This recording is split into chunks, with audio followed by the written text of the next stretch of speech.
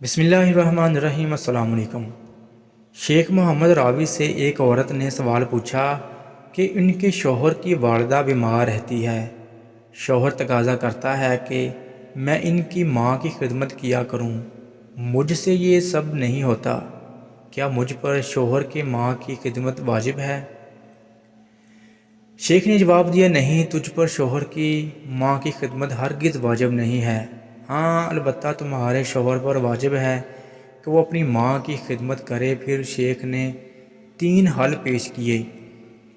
پہلا حل، والدہ کو گھر لے کر آئیں اور دن رات آپ کے شوہر اور اس کے بچے اپنی ماں اور دادی کی خدمت کریں۔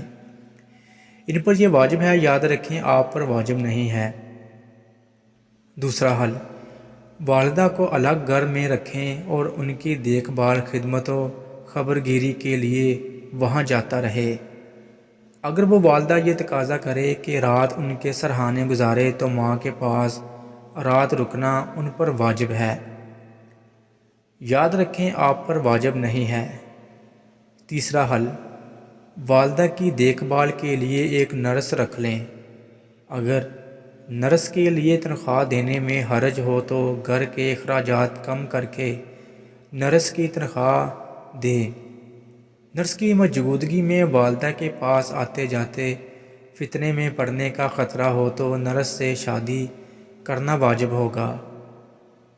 اسی طرح وہ 3 نیکیوں کو جمع کرے گا، اور دوسری شادی کا اجر، ماں کی خدمت کا اجر اور فتنے سے بچنے کا اجر۔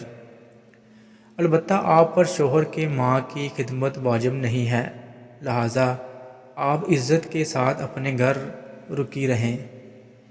کچھ دیر سوچنے کے بعد عورت بولی، شیخ صاحب، شوہر کی ماں بھی میری ماں جیسی ہے، واجب نہیں تو مستحب صحیح، میں خود اس کی خدمت کروں گی۔